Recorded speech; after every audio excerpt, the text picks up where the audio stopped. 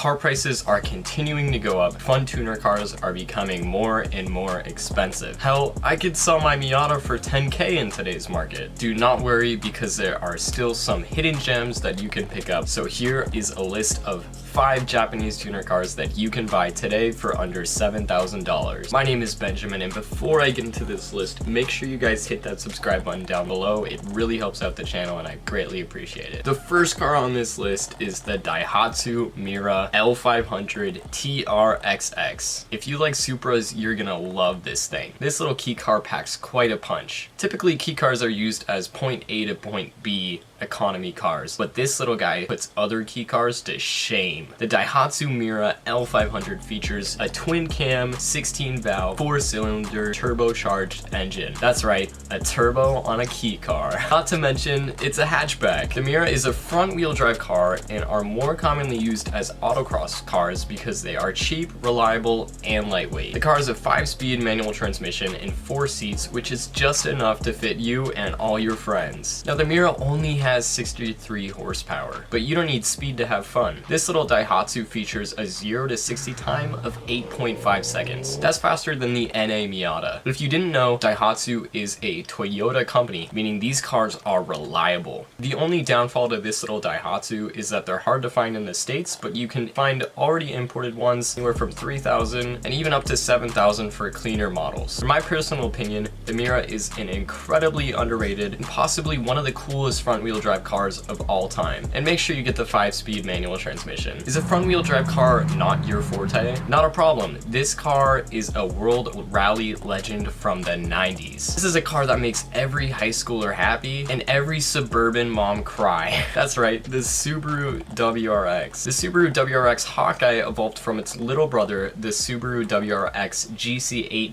that came out in the 90s. The GC8 won countless rally championships and took Colin McRae on his highway to fame. This little car would capture the hearts of enthusiasts for many years to come. Subaru would go on to win the 2001 and 2003 World Rally Champion in this car. People rushed to the dealership to buy the new WRX, however, this generation was not the most aggressive. From years 2000 to 2002, the WRX had these big circular headlights, and people didn't like them, but personally, I kinda like this style. It makes it look cute, and it's like a Miata, kind of, because circle headlights, except they're not pop-ups. The Subaru WRX had one more facelift, the Blob Eye, before coming to the 2006 to 2007 year model. This is arguably one of the best looking generations. And I'd have to agree, because these cars just looked aggressive. It looked like something that was never seen before in the sedan market. The Hawkeye was sold for less than 2 years, making this one of the rarer generations. The car had about 230 horsepower, but that could be cranked all the way up to 300 with just a few bolt-on modifications and a tune. Now 300 is not a big number, but in the snow, dirt, and even sand is where this car really shined. This WRX included a larger scoop for the air intake, a 2.5 liter turbocharged boxer 4-cylinder engine, and a 6-speed manual transmission. Not to mention a limited slip differential, which makes it perfect in off-road conditions. 300 horsepower and 14 pounds of boost makes this car fun and quick. The Hawkeye has an acceleration time of 5.4 seconds. That's only 1 second slower than the new Lexus LC500. This car isn't the most reliable car on this list, but if you're consistent on maintenance, this car will stay reliable. What's even better than all-wheel drive? One word: rear-wheel drive. If your favorite movie just so happens to be Tokyo Drift, but you also want some class, this is the car for you. The Lexus IS300 was produced from 2001 all the way to 2005. Lexus is Toyota's luxury brand, meaning that this car will treat you well, and with proper maintenance, the car is incredibly reliable. The IS300 was built to compete against the BMW 328i. It was also designed by Nobuyuki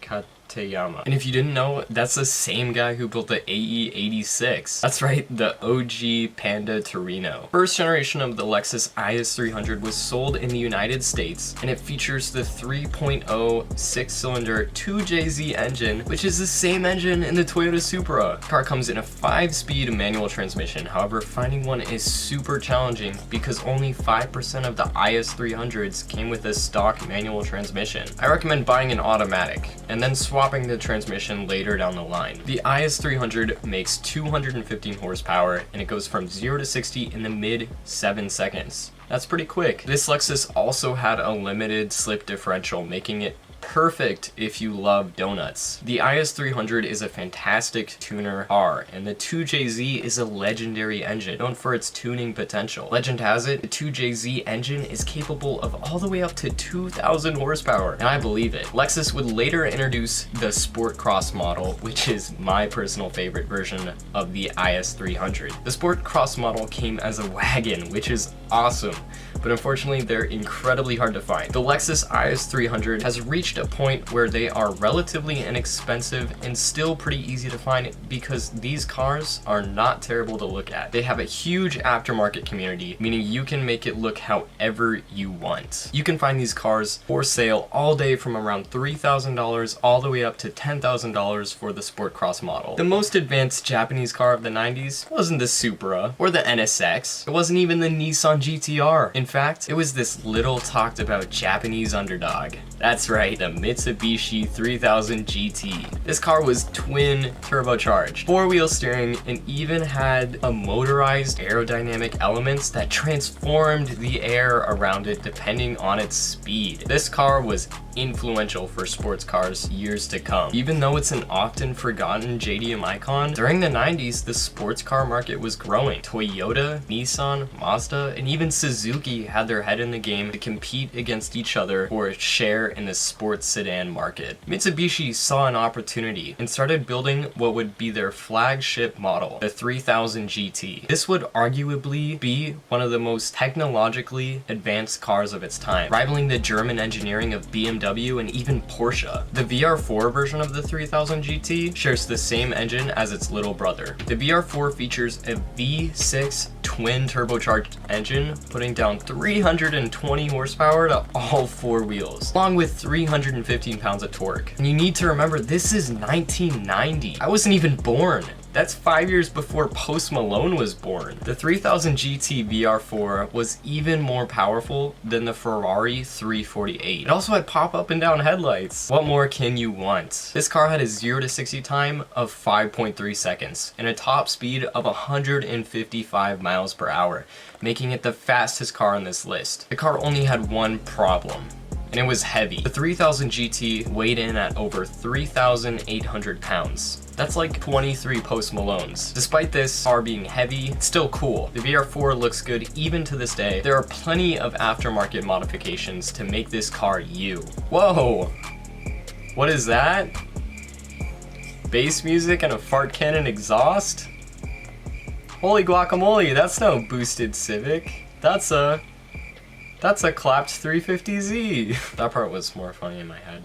That's right, the legendary 350Z. What's more fun than a fast rear-wheel drive car? Nothing. Back in the 60s, Nissan or Datsun decided to make the 240Z, which paved the way for Nissan's success, pioneered the formula for reliable Japanese sports cars. The 350Z is the 5th generation of Nissan Z cars, and it was produced from 2002 all the way to 2009. This car is loved all around the world. It's fast, it's reliable for the most part, and you can still find them for a relatively low price. The Nissan 350Z features a 3.5 liter V6 that makes 287 horsepower at 62,000 RPM. This car comes with a 6-speed manual or a 5-speed automatic. If you're looking to buy this car, I highly recommend buying manual transmission. It's more reliable and you get a responsive driving experience. The 3.4 liter V6 engine pushes your way to 60 in just under 5.5 seconds, which is fast. This car arguably has one of the biggest aftermarket communities, and you can find used parts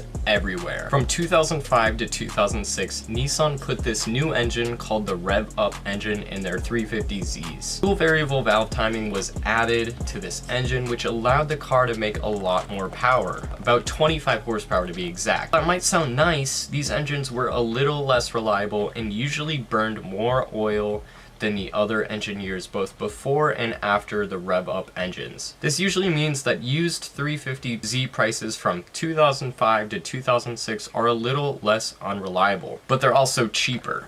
And if you're okay with a compromise to its reliability, this might be an okay problem. If you're looking to buy a 350Z, make sure that the car has been maintained well, and look into getting a pre-purchase inspection to make sure the car is running at peak performance. If you're looking for an affordable rear-wheel drive car, definitely look into buying a 350Z, and you can usually pick them up from anywhere from $5,000 all the way up to $10,000. Don't expect that to last for a while, as their prices have been steadily increasing since they hit their depreciation curve. Anyways, those are the best Japanese sports cars that you can buy for under $7,000. Make sure you subscribe if this video brought you any value.